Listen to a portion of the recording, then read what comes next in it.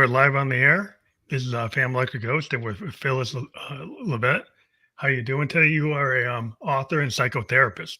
So welcome to the Fam Right. Electric Ghost podcast. Well, thank you so much for having me here today. And you have a master's degree in psychology and counseling, and you've co-directed a sexual abuse program called Parents United in Santa Fe in New Mexico. Um, and then we went into private practice. Well, that's a little bit of your background. There's probably more than that. That's kind of a Right. brief synopsis. But again, I would appreciate you being a guest on the show today. Thank you so much. It's a great honor and privilege to be here talking with you. Now, I always ask every guest these two questions before we really get into a deeper dive. What motivates you, and why do you do what you do? I always wanted to be a writer, even when I was really young. And I think I just had some natural draw to expressing myself in writing.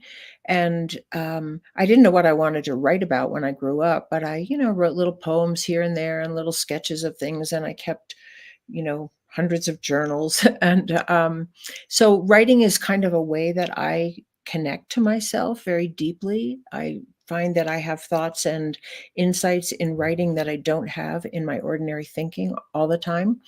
So that was part of it. I just love to write. I love to express myself in writing, and I find words to be very enlightening. Other people's writing as well, of course. And then I became a psychotherapist out of doing my own healing work from some of the traumas of my own childhood, and decided that that was the career that I wanted. I love working one-on-one with people. I love going deep with people. Um, and then pretty soon, because I worked with so much abuse and neglect, because there is a lot of abuse and neglect actually in our country. It's probably way more widespread than the average person realizes. So somebody might come in because they're having trouble with their boss at their job, or they're not getting along with a partner, or they're having trouble raising their kids. And pretty soon we're talking about abuse or neglect or dysfunction that they suffered in their early childhood that really set them up to not be able to cope well with some of the challenges of adult life. And so we end up working with early childhood conditioning, which is exactly what I worked on in my own work.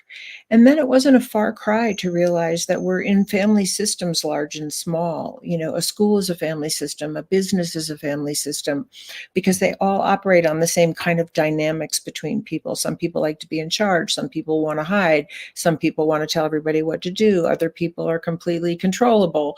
And we usually take the roles that we learned in our families into the other arenas that we participate in as adults. And so it wasn't a far cry for me then to make the leap that our country is also a family and a family dynamic and operates on family dynamics. And since, so much of my career was focused on what is a healthy family dynamic like and what is a dysfunctional or abusive family dynamic like, I really wanted to look at what's going on in our country, because I think we're at a huge, critical point in the history of our country, and maybe the history of the human race, or maybe not maybe. and and I really wanted to share what I've learned about healthy family dynamics and what they entail, and what does an abusive or dysfunctional family look like, and what is the effect it has on people that is long lasting, that we're seeing, all over our nation. I'll just talk about America because I live here, but we're really seeing these things all over Yeah, the it's world worldwide. with Yeah, worldwide. yeah. I mean, when I went to college, I went to Bowdoin College. I was a sociology major.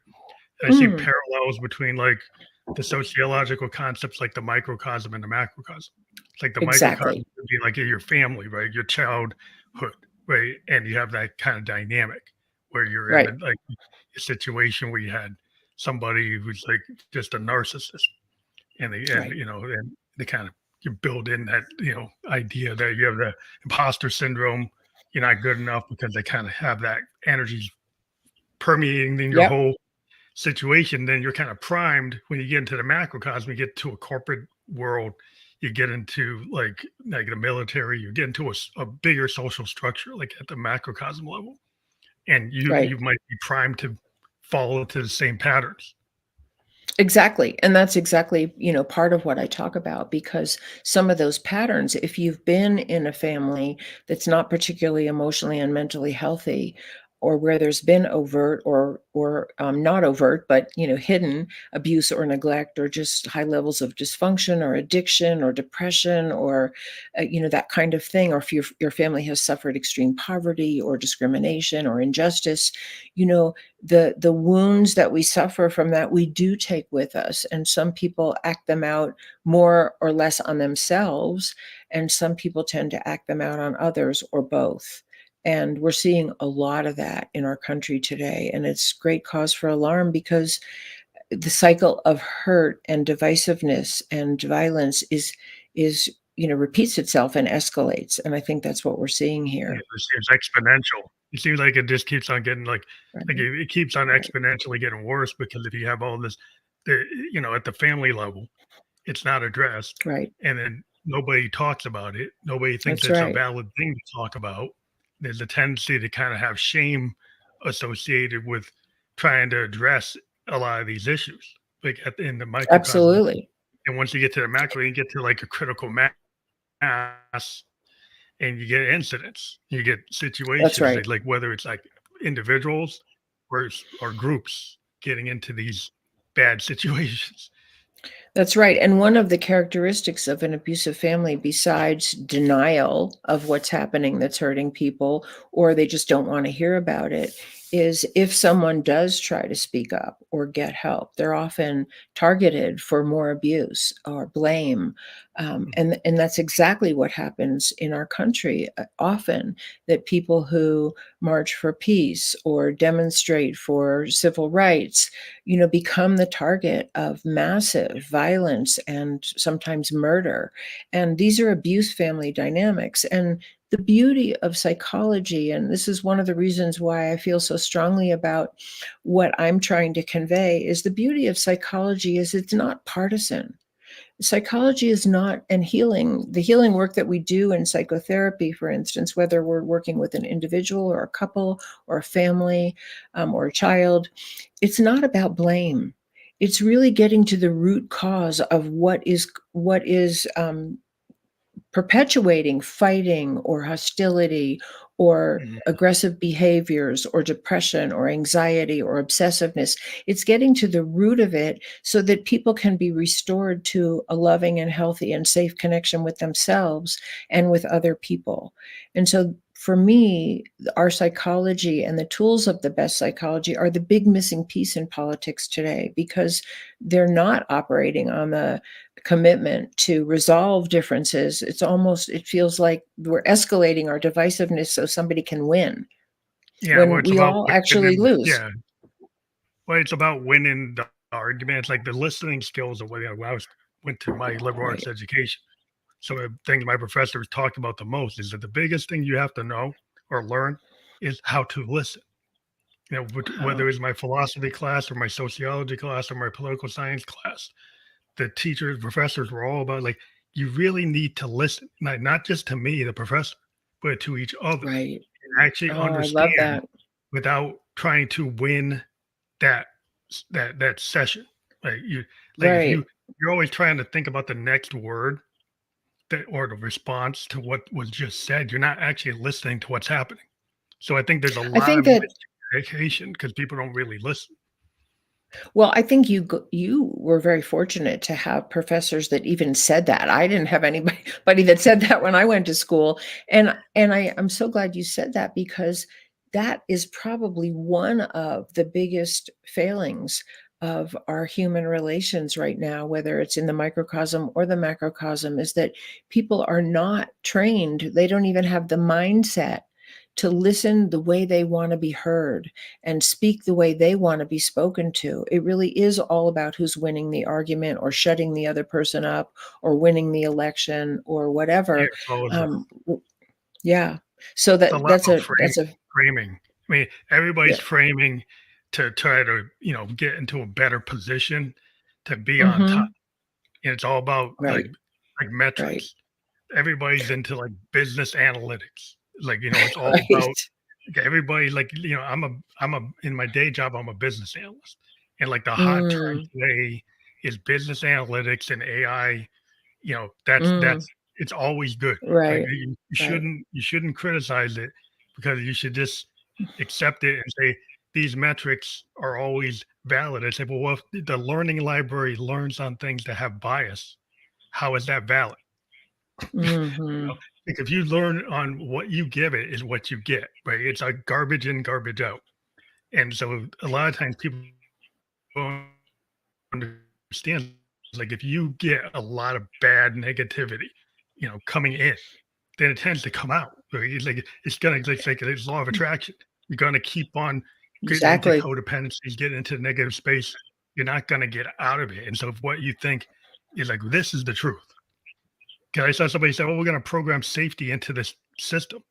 But if you say safety is I can't even talk about race, right? Because that's dangerous to talk about it. So then you say, then the algorithm will actually prevent you from talking about race. Well, that isn't actually a Wow. sense of safety. It might be a sense of safety for you based on your bias. Mhm, mhm. Yeah, that's really interesting. Also because I never thought of it in terms of metrics because that's not my field and I don't think that way. But I see an analogy there because what what people really thrive on, and this is no secret, I didn't make this up. This obviously I've seen this through years and years of being a therapist and being a human being on this planet in relationship with other people. But what we thrive on is love and belonging and a sense of being valued and being heard and having our opinions honored, whether they're agreed with or not. We thrive on cooperation with other people. We thrive on employing the skills and having a commitment to resolve conflict without violence and without the threat of violence. We thrive on safety. And so those are all the healthy dynamics for a healthy family. Nobody does them perfectly. We all mess up and we have to, correct our mistakes and apologize, but that's part of being healthy. Part of being healthy is being accountable. It's not being perfect. It's being accountable and being responsible and being willing to apologize or to admit fault, as well as express your greatest gifts and your greatest contributions to other people fully. And so I call all those things that I just mentioned. I call those high tech human relations because we want high tech everything, right? We want high tech technologies and cars and medicine and science but how often do we talk about what are the highest tech human relations that we're capable of and that we actually really want? And if we really want those things in our own life, I don't know anybody who wants to be bombed in their home or have their children kidnapped or be hated because of their race or their religion or their gender or anything like that. I don't know anybody who wants that in their own life. But the fact that we allow that and condone that on larger levels is a mental health issue because Yeah. mentally healthy people don't have that kind of separation between what they want for themselves and what they do to other people.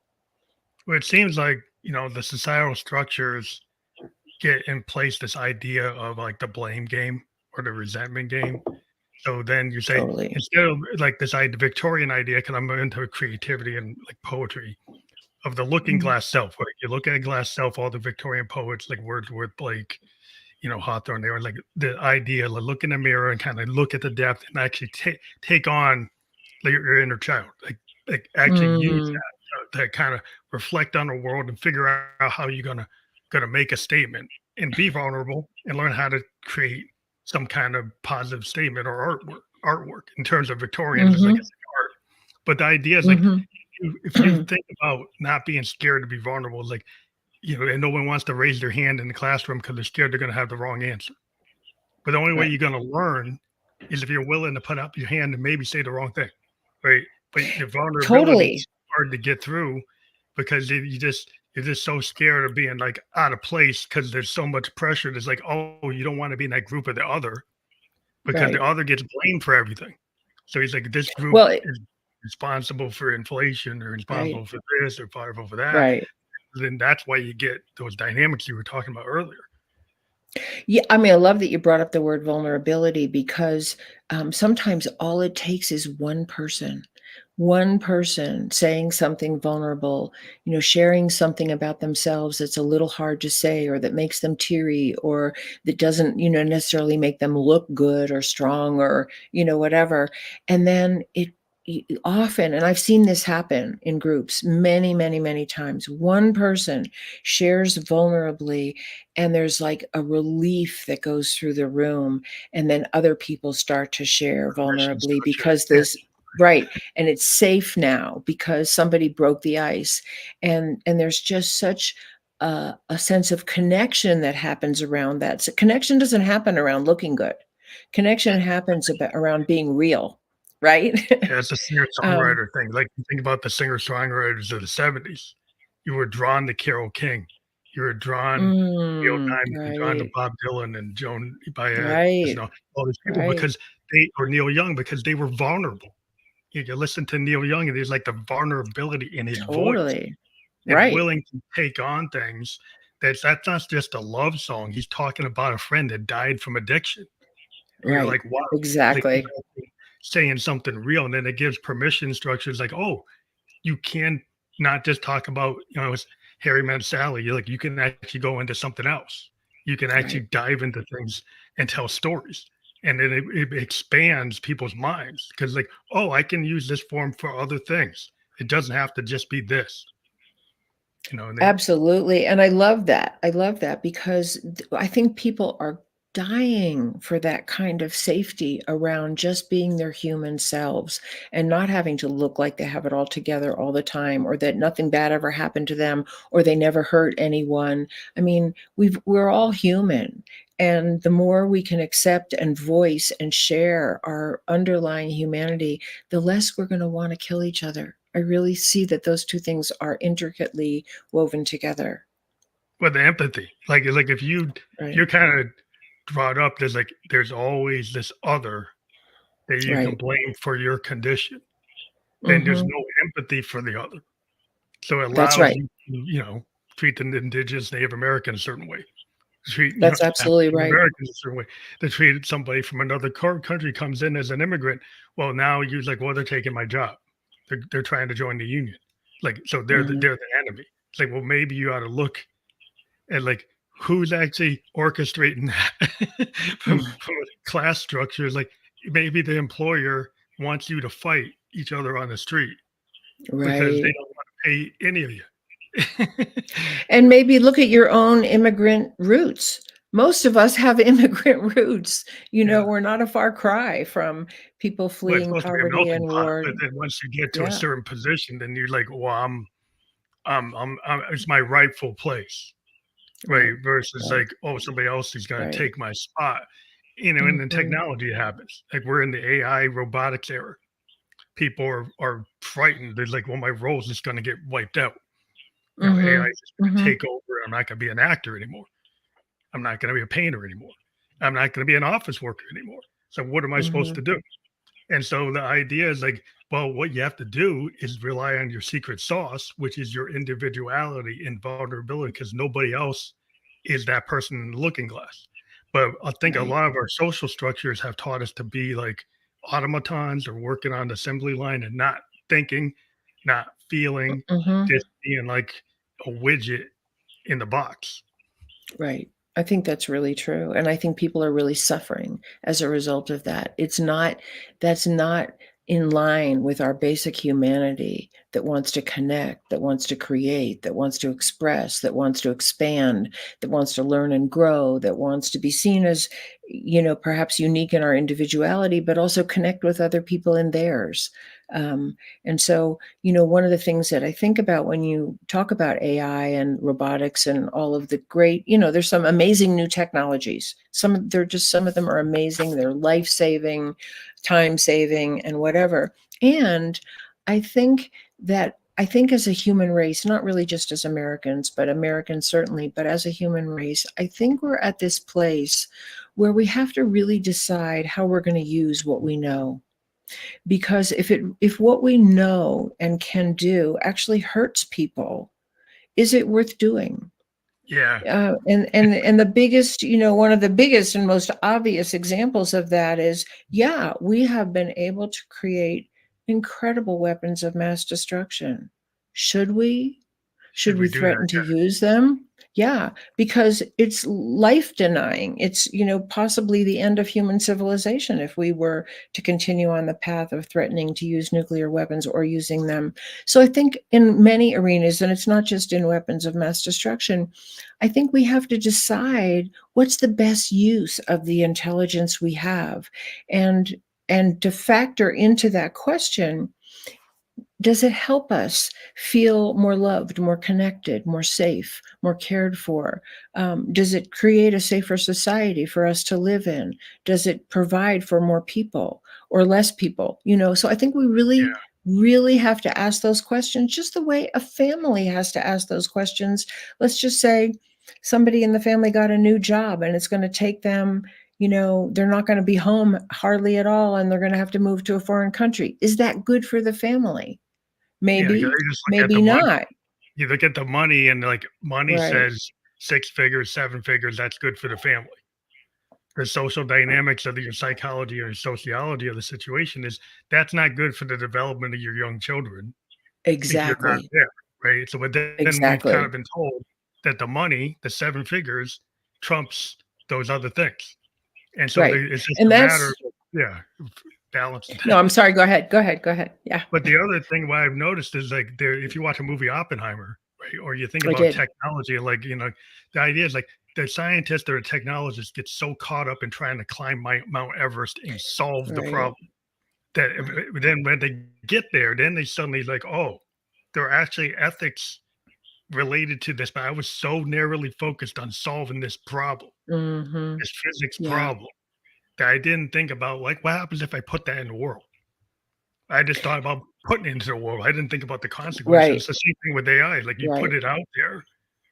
What do you a lot of us who are creators, we're like, what about people's privacy and the people's copyrights and patents? Because the Mhm. problem with AI is it's going beyond those rules, Mm. right? So if you teach it Interesting. something, it could take a patented formula, and because it learned on it, somebody could access it. They shouldn't access it because it got Right. into the library, Right. somebody found out how to pull it out, and now you totally destroyed the rules. Like, we have rules and morals and ethics, and now we have a tool that can go beyond those. Right. And just because And it can, you just put that's it there. exactly what I'm talking about. Right, just because we can, should we? I just read a little blurb that came up on something in my email, not long ago this afternoon that said the Surgeon General, and I'll have to check out and see if this is true, but it said the Surgeon General is now recommending that we look carefully at the effect of social media on teenagers. And I think that's another arena where we have to look at, like, we can do it, but should we do it? And what's the cost of doing it on the mental health and well-being of really not just young people, it's really everybody. But if you're talking about young people, you're talking about their developmental process. And how is it being affected by Well, it's like hate gambling. speech I mean, and you're creating right, yeah, I mean, these algorithms on social media are as addictive as, like, alcoholism and gambling and any other addiction, because they get right. them on stuck on their device. And it gets them into That's a right. loop that's very addictive, that's not that different than those things I just mentioned, and so the question is, like, well, the social media company makes billions of dollars off of these Right. algorithms, and they say Right. it's great because it's like, okay, that's capitalism. But then, like you said, well, what's the measure of the capitalism versus the harm to the kids? But nobody wants Exactly. to talk about that. Exactly. I mean, and if we're looking sort of at that microcosm, macrocosm lens, through lots of things, what's on social media, what comes down through the news as so much hate speech and divisiveness and threats of violence and stories of violence, then, what we're looking at is creating a culture that makes that okay. Those are role models. And, when we look at a family, we say, without thinking about it really, like, what are the parents role modeling for their children? And if they're fighting all the time or hitting each other or, breaking things or leaving for 3 days and not telling anybody where they are, abandoning their children, we'd say, you need help. There's something mentally unwell about how you're functioning, and you're really impacting your children and your spouses in a very destructive way. And I think we have to do the same thing on larger and larger levels of authority and influence and control and leadership. Yeah, it seems like we've kind of been stuck in this kind of idea of laissez-faire economics. Is like if it's profitable, and it goes back to Hmm. like Calvinism, because if you make more money, then you're closer to like heaven, right? So you get this idea that that makes you morally right to actually go for the money, right? Wow. There's this kind of Hmm. extreme I study, this idea link between Calvinism and capitalism and Uh-huh. laissez-faire, and how it kind of drives this idea that that's actually a moral position to be in when you actually look at the result from like sociological events. It's like, well, this doesn't Right. look like it's actually a positive result, Right. right? It might be a Right. positive bank account, positive For some. GDP Right. for some people, Right. but it's Right. not actually good for certain sectors, and then certain sectors get affected more than others, but they might be in the other category, so you don't Hmm. care. They might be females, so you don't care. They might be, you know, transgender, so you don't care. So that's always been like, okay, who's winning in this group of individuals that Right. makes the whole Right. country? Whose interests are more important? And one of the things that's so important about what you're saying, because I think that's exactly what happens in a dysfunctional or abusive family system, is that the person who has the power doesn't care about the impact that they're having on the people that they're hurting. And the more we have that in our society, and this is one of the things that I think psychology really has to offer us on a large level of understanding, is that the more people we don't care about, the more symptomatic those people are going to become, just like the people in an individual family that are not cared about, or overtly hurt, or mistreated, or exploited, or ostracized. They're the ones who will become symptomatic.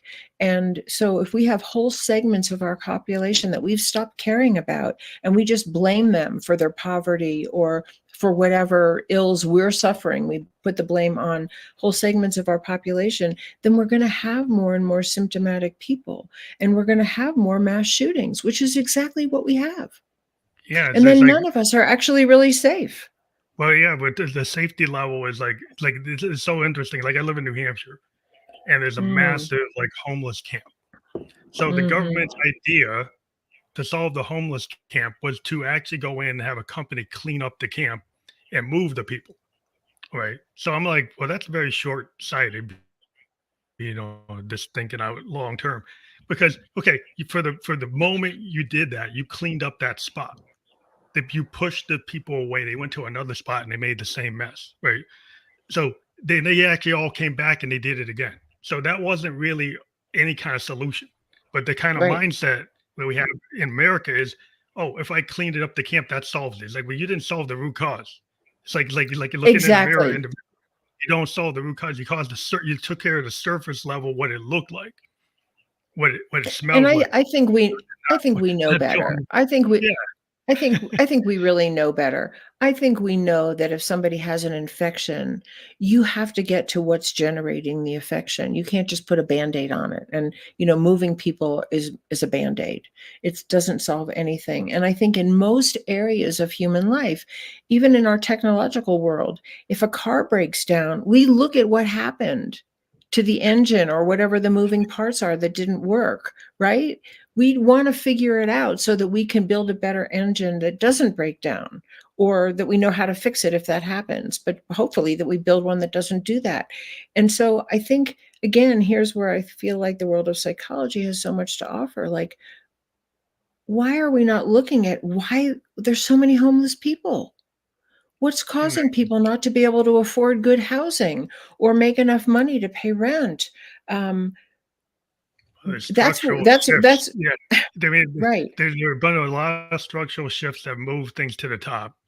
So the right, top 1% is making most of the money. That's part of it. right, The right. idea that you haven't increased the housing stock, but and then you haven't actually taken the average worker hasn't had a pay increase for like 30 years Right, right, for inflation, right, but the right. CEOs have had amazing levels, like exponential numbers. And it's Right. like, how could one person be responsible within an organization? Let's think about it like logically. That one person is worth more than all the workers that make the product or make the Right. service. That's a problem in itself. And it probably, if I you actually agree. cascade it, it's evaluation of how could that one person, a group of people in a boardroom be worth more than the people who actually build the plane or build the Right. truck or create the food? How is it that that model makes sense to you? Right. And how is it that we accept that?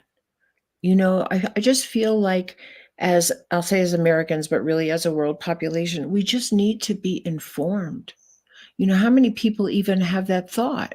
Or do they just accept, I'm the minimum wage worker and that's all I'm going to be, and the system is rigged and it's too bad, and that guy has a yacht and 5 houses? And do we say it's okay? And what happens if we say it's not okay? But not in a violent way, not Yeah. in like taking The up arms, but what what if is we the say it's question? not okay?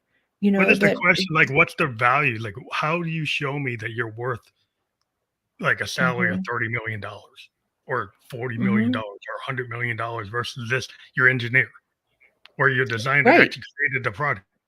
Why are And they how do not worth the money? That's right. Why is the worker on the line not worth the money? Like, That's right. why, how are you valuing? And this is the problem. Is like, we need to understand, how are people valuing other human beings, That's their it. contributions? Because if you have somebody that, basically, the CEO walks to the assembly line and nobody wants to say anything other than smile and take a picture with them. Nobody wants to say, hey, no, there's a defect here. But nobody feels confident or have the permission structure to be able to tell him, guess what? There's a problem. But I'm scared if I say it, I'm going to get fired. Like, so you Because need they like, might. Because they yeah, might. yeah, because Right, the right, communication right. lines need to be like, because you don't value that person on the floor to have the same weight as you. There's a hierarchy. Like, we talk Mhm. about caste systems, but there's a big hierarchy here. So every country has hierarchies, but there's a lot of hierarchy, and people want to say it is a ratio, algebra, all this, but there's a lot of hierarchy that's not addressed and not questioned and not looked at, and it pervades and causes some of these inequalities. Like, why are all these homeless people? All these people Right, can't afford it. Like, why? Because you have hierarchy, and is that right. hierarchy actually contributing to the GDP, or is it actually going against it? I've seen some economic people say, well, this actually cost us in GDP. This actually cost us in efficiency and capability, because these things are actually not as profitable as you might think. Hmm. Maybe they're profitable to certain people, but not to the Right, whole. right, right. But I think your fundamental question is the question, how do we value human life? And what's the cost to us all if we don't? And I think that's where we stand right now, because the cost is really high. The more suffering we have, the more children who grow up in poverty and discrimination and see no future for themselves in the world that we're creating for them, the more we're going to have human beings who act out and act in. And and that's dangerous for everyone.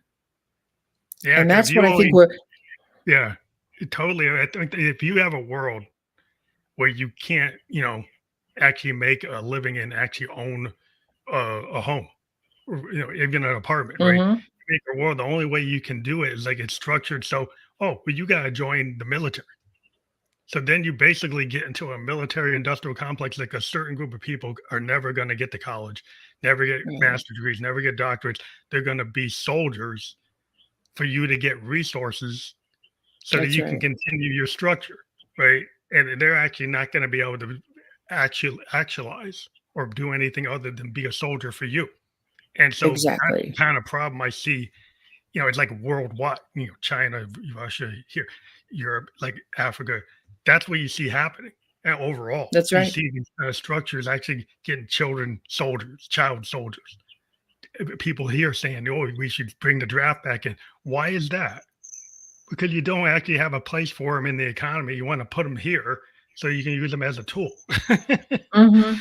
Well, it is a certain kind of slavery, when people have no opportunity to advance or to really actualize themselves and they're stuck. And, I think I think our prison system is a good example of that, Yeah, it's where another place you go there too. You either go here or Mhm. there, and then it's either a prison either way.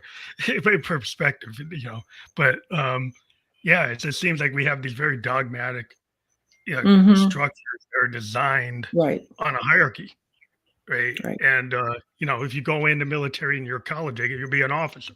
You get to be a general. You come from Cabrini Green, you're probably just gonna be a foot soldier.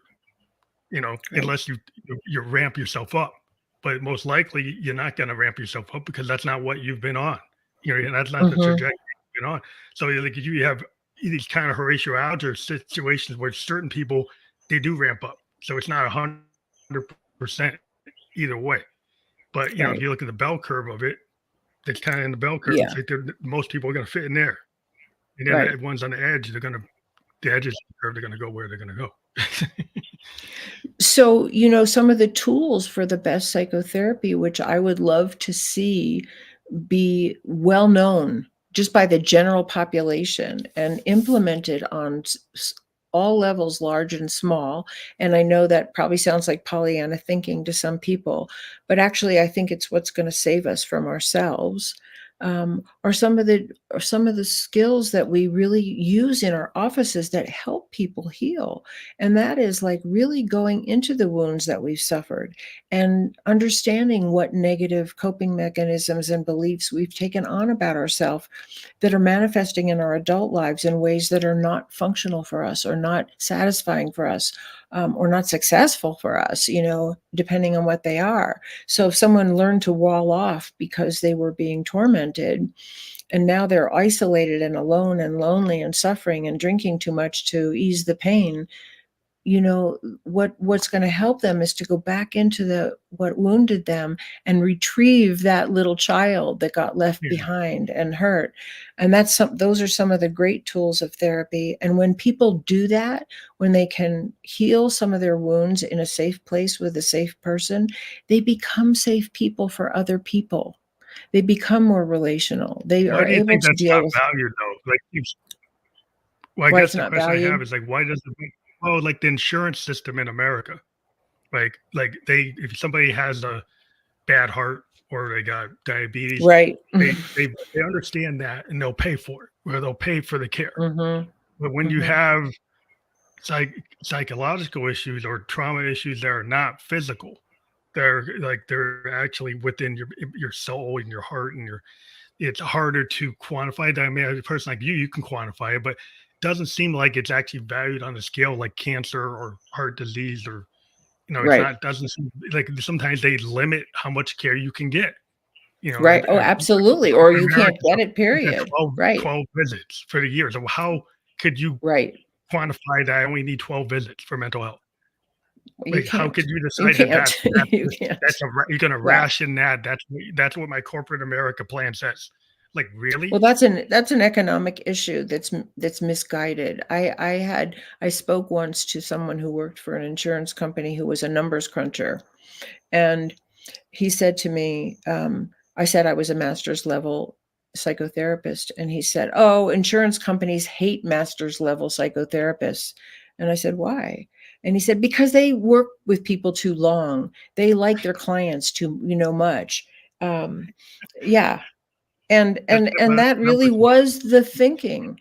And I think part of the reason in the big picture, and then we can look at the little picture too about why it is not esteemed as well as a heart surgery might be, or mental health.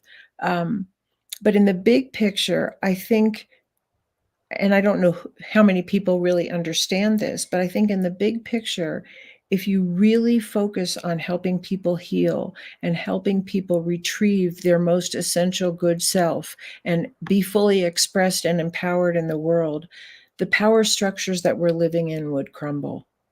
Well, that's I probably why think they that don't would wanna really pay for happen. it. Now, I don't know that that's the thinking behind that, but I think somewhere people know that when people are not on survival, when they depend on, a medication, and I'm not saying anything wrong with medication, No, no. but when they're just struggling and they can't really express their full selves or be safe or create a a supportive community in which to operate. When they can't do that, they're on survival, and when they're on survival, they're less of a threat. Well, But yeah, that's if you not just really phone in true. sick, It's not really yeah, true. so they actually was a threat. Well, yeah, I mean, this is the Mhm. problem. Like the kind of thinking Right, is that right, like if we can get people to be just tied to like, living paycheck by paycheck, then they can't really think about the deeper things of like, why does the CEO make 100 times more than me? Right. Or why right, does the homeless camp right, exist and they just move them down the road? Like they right, don't have time to think about because they're just trying to tread water. If you're right, treading water, then you're gonna just be buying the alcohol, buying your right, cigarettes, watching TV, right. not Watching TV, engaged, right. not actually going in like, what is it that my politician that in the state senate, what is it they're actually passing? What are they actually Right, doing? Who are they actually right. working for? Are they actually working for me? Did you ever take the time to actually look at it? Mhm. Nobody actually did not, unless you're heavily invested, like or you have the curiosity. But a lot of times the Right. curiosity is kind of pushed out of you. You know, to kind of just Absolutely. be just on the Absolutely. treadmill, just working paycheck to paycheck, month to month. That's what you're not engaged. And if you're not engaged, then you're not a threat. And if you're suffering and you're really on survival a lot, it's easy to be enrolled in trying to blame other people for your ills. Um, it's much easier to look at like, okay, it's that segment of the population, it's that race, it's that gender, definition, it's that religion that's the cause of our problems, or it's the immigrants that are the cause of our problems, rather than it's the structures that don't support a good life for everyone. And Mm. and I think what we do, especially with mental health, and this is another part of an answer to your question, is that I think one of the reasons why it's not fully funded the way a heart surgery might be is because we still live in a mindset of blaming people. If you're an alcoholic, get it together and just stop drinking. You Yeah, know, that's um, the we don't want to know that you were raped as a child and you're trying to manage the pain of violation, or that we live in a culture where you were discriminated against from the minute you were born, and that's really the cause of what's ailing you. What's missing is that sense of collective responsibility for our yeah. collective family. There just seems to be a lot of people who just like kind of slough that off. There's no responsibility for the condition of people other than their own individuality. It's like the curse of Right, individualism. right. Mhm. I lived in Japan, which is more less Oh. individualistic society, right? So if somebody has the flu in Japan, this was like when I was there in 2004, they wear a mask, right? They wear a mask on the Mm. subway because they don't want to get you sick. They don't Wow. care if like, well, this is an Wow. inconvenience to me. So it's individualism. Like if you're in a society, it's more less individualism. It's more uh, communal or more understanding. Like Right, like I could affect my neighbor, and there's actually something wrong with right, that. Versus like I don't care what I do to my neighbors. Like how I feel and how I think it looks right, is more important. Than, right, like what if you killed a 90-year-old person both next to you because they can't handle getting the flu? Well, they care about right, that, but you don't. right. That's So beautiful. and that's the kind of mindset that some people think, well, individuality is everything. But you have to look in perspective and look at cultures and different societies and have a more open mind, right? And this is the problem with, I think, our society, and even know some places, all of the world can get locked into this. It doesn't have to be just the West. You could get locked into it where you don't Right, consider like there's other. It isn't just A and B. It's not this yes and no. It's not this black and white. right, right. And that's the problem we get into. I think it's that's interesting that you're talking about it as individualism, because I think, like all psychological kind of movements or trends or developments with people, there's a place for healthy individualism for sure. And we live in a society, however, where we are actually dependent on the whole world to live. We don't act that way, but if somebody in another country drops a nuclear bomb on us, we depend on them not to do that.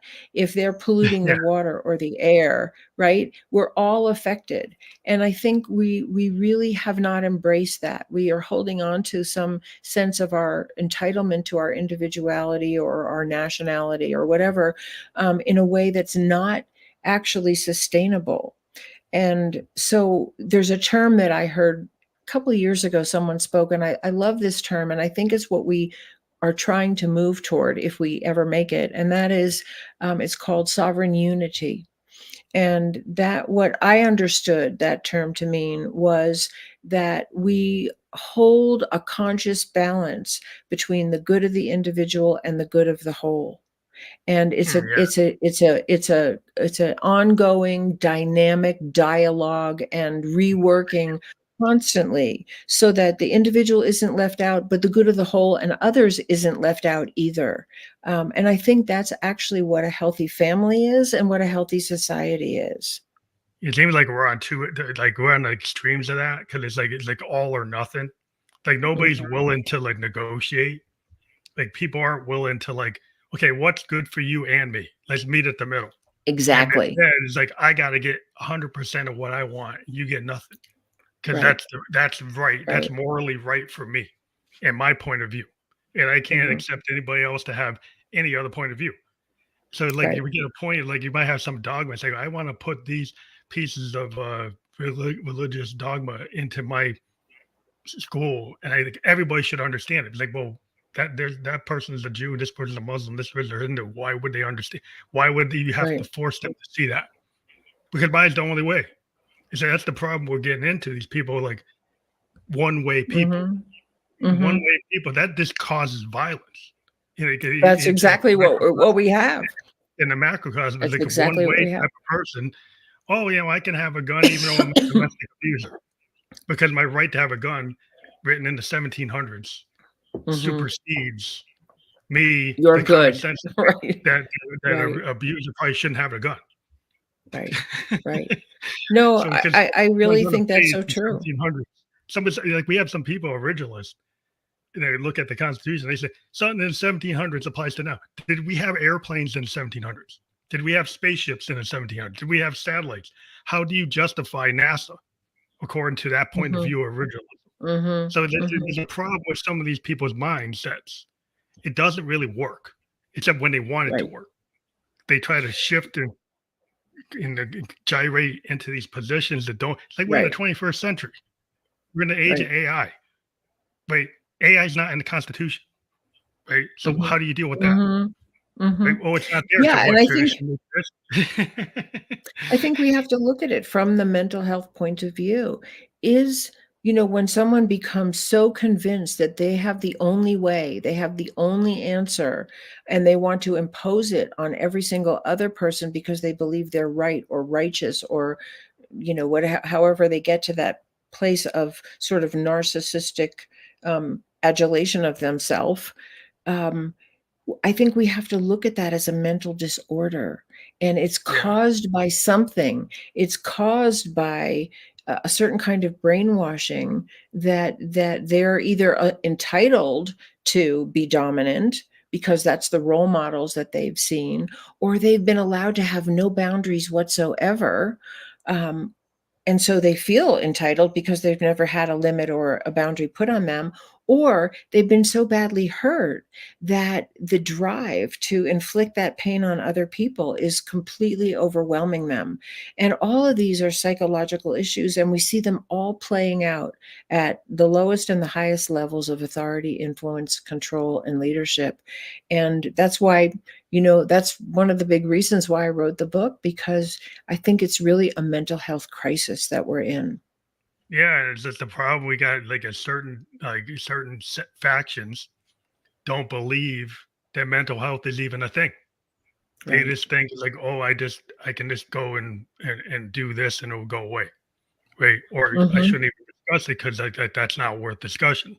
Independently, there's multiple faiths that have some version of that, and it's Mhm. just so it doesn't matter. It's like not just one or the other. There's a lot of points of view that have hold those type of concepts, and so the idea is how do you take this kind of narrow mindedness in the 21st century, which is always surprising to me because I got my child in the 70s, growing up with Mm, Gene Roddenberry Star Trek and George Lucas Star Wars, and it's like never thought I'd right. see so many people trying to grasp at like going back to the 1700s, going back to the Mhm, 1600s, whether you're a Muslim or a Christian, it's like trying to hold on to really old dogma and try to mhm. force it into the modern world, and Well, like why? I think that the impulse to hold on to dogma, whether it's from the 17th century or BC or yesterday, I think again, I think that holding on to dogma and trying to impose it on other people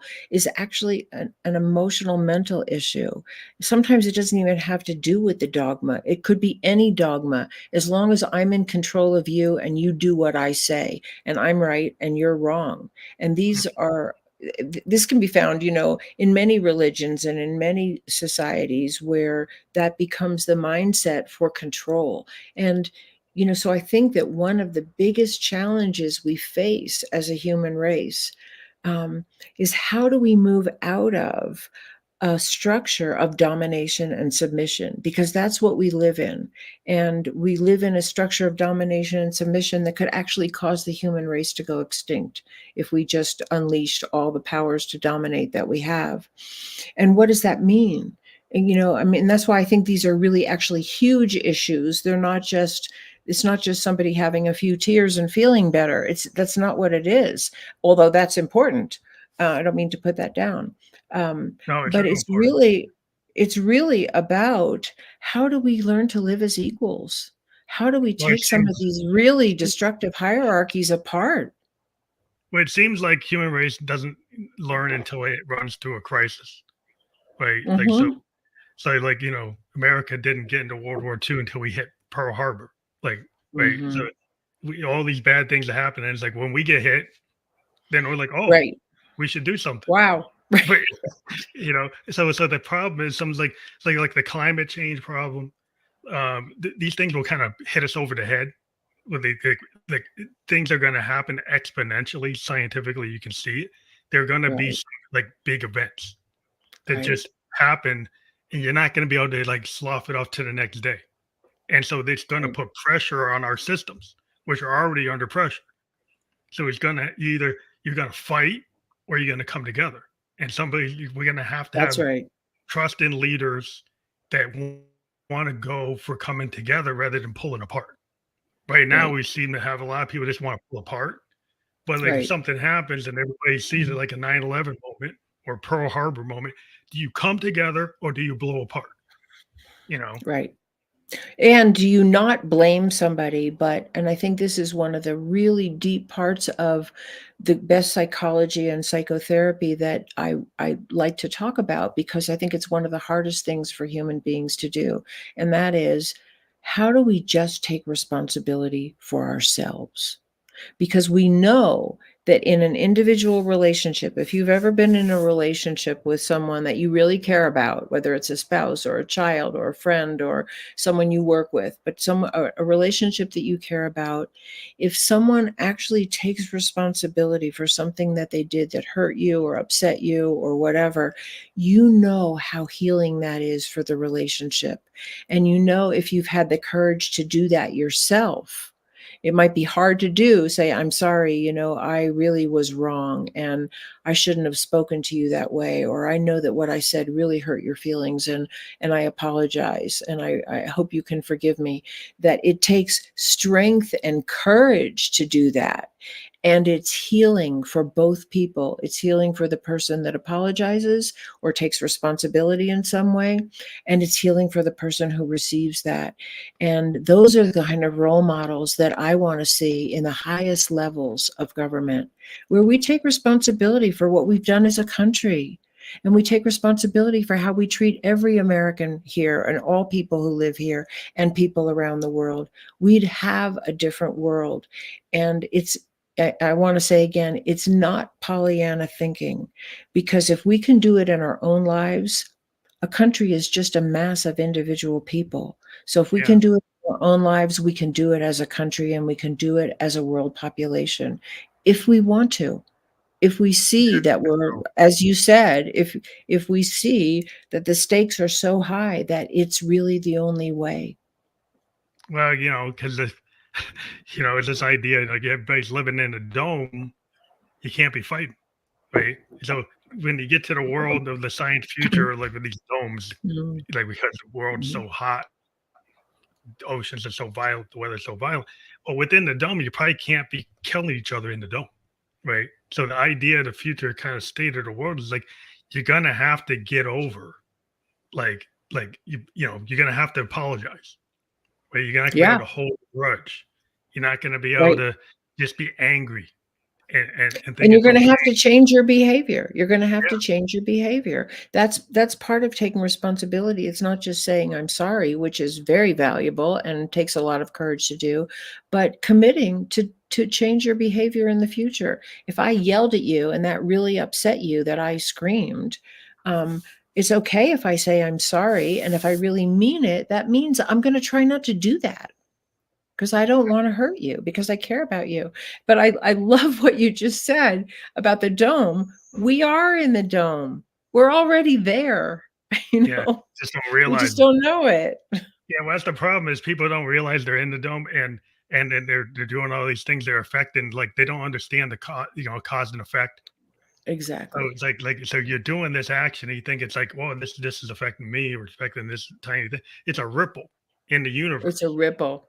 right? It's And a it ripple. rips through the universe, all these bad school shootings, domestic violence, these attacks, Horrible. whether it's microcosm or macrocosm, nation against nation or person against person. It just Right. cascades, and That's it right. leaves you people not feeling safe, not safe at the grocery store, not safe at the movies, not safe in school, not safe in church. What does that do to the psychology? Like if you're Terrible. thinking like that, I can't be even safe in the grocery store, Right. what And we're what the heck? actually not. We're actually not. I mean, fortunately, I've gone to the grocery store many times and no one shot me, but it could happen Yeah, the because idea it does could happen. happen, Yeah, and it's so bound happening to take place. randomly, that people are so dispossessed and so hurting and so angry and so disconnected from one another that they would even want to shoot people they don't know. That tells us something about the society that we have created. We've created a society where more and more people feel this level of disconnection and lack of their own humanity. But to do the counterpoint to what you're saying, love works the same way. When we're kind to other people, when we want to know their story, when we take time and we're patient and we help them out if they have a problem, or we're generous if someone needs, helping hand, whatever it is, or we just smile at someone. Or we ask somebody if they're having a hard day and make space for them to talk to us. That has a ripple effect too. And I know I say that because it's therapists are great and therapy is wonderful, and there's lots of healing modalities that are different than psychotherapy, but there's many, many ways to help people heal from the hurt that they have received from other people. But you don't have to be a therapist to do that. You don't have to even be in a healing profession. You can just be kind, you can be loving, you can be accepting, you can be tolerant of diversity, and even celebrate somebody's differences, and that goes a long way. And I say that because so many people today, I think, feel really discouraged that it's just too late, nothing can change, the system's too broken, whatever people feel and understandably feel. But it's also true that we can all make a tremendous difference. Every day, I'm a cancer survivor. Like so, when I was 27, Oh, I got a wow. level 3 sarcoma, and I'm 56 now. And it changed my Wow. mindset in terms of Right. like you could think, you could be down in the dumps, you could be kind of like in this idea, well, melancholy's cool, whatever. But the idea, like I realized the things I hadn't done, the things I was stopping myself. And so it's never like every day that you get up and you're here, you have another opportunity. But some people, if they Mhm. have the mindset, well, every day I'm here, I want to not be here, right? I have no opportunity. It's all Right. like in here. Like if you Right. start changing your like when I started changing my mindset, I got out of my cancer, right? I mean, I had to do medical, Mm. Right. if you don't have the right mindset when you're undergoing that therapy, you might not be here because it has to actually be like that has a lot of power. And I believe That's that right. by feeling like I should be here and the things I needed to do, like find my wife and get married and have a kid, uh, that gave me a reason to like be here. And so Right. people give themselves like whatever the win you can have for yourself, like something that makes you feel Mhm. happy instead of just thinking about the negative. And I think we get Right. so stuck in the negative. Is like you can find some positive things in your day, even if you had some Right. that didn't go well. That if you focus on, it's like okay, like it's a perspective. And I love what you said about, what gave you a reason to be here was your wife and your child. It's love, it's connection with other people that is the best reason why people want to be here. And yet we don't factor love and connection into any of our politics at all. Yeah, that's not the thing. It's like it's always about like oh, it's a this thing, this issue, and it's always like oh, it's a blame game. Mhm. Numbers game, it's like it's your gas price, your money, your inflation rate. Well, what about your happiness rate? How you measure that? Exactly. What the love Exactly. quotient, the love quotient for your neighbor. Like do Right. you live in a neighborhood where you actually talk to your neighbor, or do you scowl at your neighbor? Mhm. It's like what's going Mhm. on? Maybe you can start in your neighborhood by actually asking your neighbor how they're doing. Right. Maybe a new thought that maybe you didn't think of. No, and it's these things are free. I think that's part of what people don't understand. It doesn't cost any money to smile at your neighbor or ask them how they're doing or offer to help them when they just got home from the hospital. It doesn't cost anything. And it's yet what we all crave. We all crave love and belonging. And when we don't get it and when we get the opposite, we become symptomatic and unsafe. And Mhm. that's the bottom line of what I think psychotherapy really has to offer this conversation. It's love and belonging that create a safe world. It's not weapons. It's not a Yeah. defense system. Yeah, And well, it's certainly weapons just not cause it's the next fight. You're just there for the right, next fight. But right, your book is there behind you, American Therapy. You've written that's your most current book. You've written like right, 2 other books too, but that's the one that people can check right, out. But I guess if they go to your website, they'll see all the books you've ever written, and you'll be able to right, contact right, you, right? right.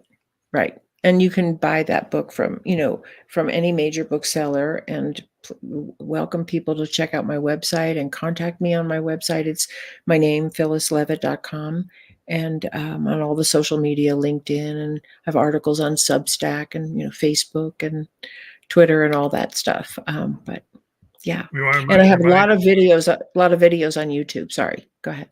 that link will be clickable. Like right now, you can't click it, but when you go to, if once we're off the air and you checked out the Twitch Okay. or YouTube or the Facebook, everywhere we're published, your link is actually clickable in the description of the Great. podcast. Oh, And great. people will be able to click right through and get right to it. And we do encourage everybody who listens or watches the podcast to actually look at that description and click on the links that we provide for our guests so you can get a deeper dive into what we've talked about. I do appreciate Great. you being a guest on the Family Electric Ghost podcast today. It's been great. Well, thank you so much for having me because you've been great as well. And it's been a really interesting and stimulating conversation. Thank you. Have a good night. Have a good weekend. You too. Goodbye.